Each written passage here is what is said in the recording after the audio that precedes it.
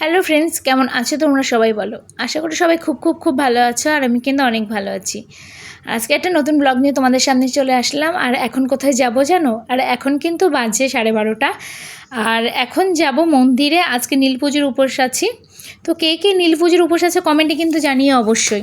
তো একটু আগে বাড়িতে শিব এসেছিলো, তো সেই সব ভিডিও আর করা হয়নি, কারণ একা হাতে ভিডিও করবো, ওরা শিব এনে না রাখেও না বাড়িতে বেশিক্ষণ, তো জল ঢালা হয়ে গেলে নিয়ে চলে যায়।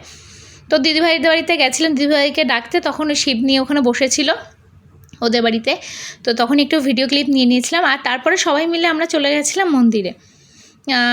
কৃষ্ণা কাকি গেছিলো, বাসন্তী কাকি গেছিলো, আমি গেছিলাম, দিদিভাই গেছিলো, মামনি গেছিলো। তো আমরা সবাই মিলে চলে গেছিলাম মন্দিরে। আর হ্যাঁ, কমেন্টে কিন্তু জানাবে অবশ্যই কে কে নীল পুজোর উপোস রয়েছে। আর এখানে দেখেছো লাইনটা, দেখেছো বিশাল বড় লাইন পড়েছে। আর লাইনের মাঝখানেও না লোকের এই বাজে স্বভাবগুলো যায় না।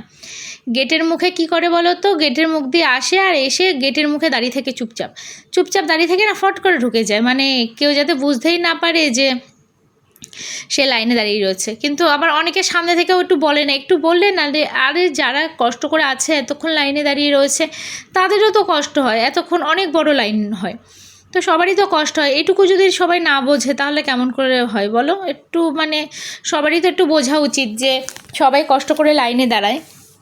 আর তোমাদেরকে আগের দিনকে বলেছিলাম সব কিছু কেনাকাটা করে এনেছিলাম যে নীল পুজোর উপোস থাকবো বলে।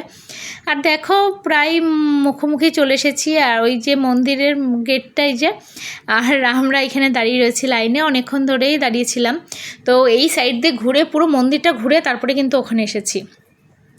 আর ভেতরে পুজো হচ্ছিল, সবাই আস্তে আস্তে যাচ্ছিল একে একে, তো সবাই পুজো টুজো দিচ্ছিল। তারপরে অবশেষে আমার লাইনটা আমি পেলাম, তো বাবার মাথায় আমি জলটাও ঢেলে দিচ্ছি। তো চলো ভিডিওটা দেখতে থাকো। মানুষ একটা জায়গায় পুজো দিতে আসে মন থেকে, ভক্তি ভরে মন থেকে আসে সেখানে পুজো দিতে শান্ত মনে, কিন্তু সেখানে এসেও মানুষ এরকমভাবে ঠেলাঠেলি করে লাইনের মধ্যে। তারপরে লাইন নিয়ে ঝামেলা, লাইনে দাঁড়ানো নিয়ে ঝামেলা, কত কিছু না মানে কত কিছু না করে সবাই। কিন্তু এগুলো উচিত না। এক জায়গায় এসেছি পুজো দিতে, সেখানে একটু শান্তভাবে পুজো দেওয়াই উচিত।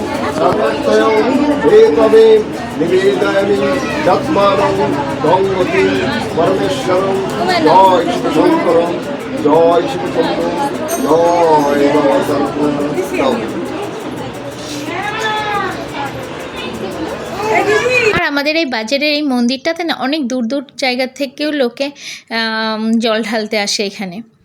আর এখানে প্রচুর লোকে উপোস থাকে। আর এখানে যারা উপোস থাকার পরে মানে উপোস ভাঙার জন্য এই যে ঠান্ডা শরবত ছিল, যেটা খেয়ে মানে এই গরমে প্রাণটা একদম জুড়িয়ে যায় যাকে বলে। আর এখানে ছিল তরমুজ ছিল, তারপরে কি বলে ওটাকে, ছোলা ছিল।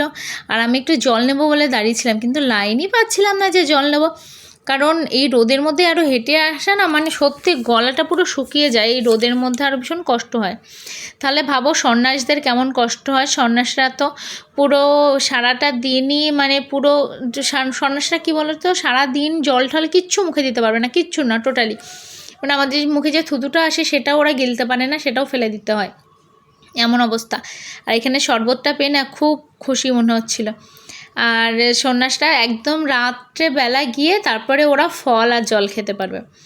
আর এখানে আমরা চলে এসেছিলাম কৃষ্ণা কাকির বাড়িতে। বাড়ি থেকে সব জামাকাপড় সব শাড়ি ছেড়ে তারপরে কৃষ্ণা কাকির বাড়িতে এসে এখানে সাবু ঠাবু খাচ্ছিলাম, তো কাকিরে খেতে দিচ্ছিলাম না।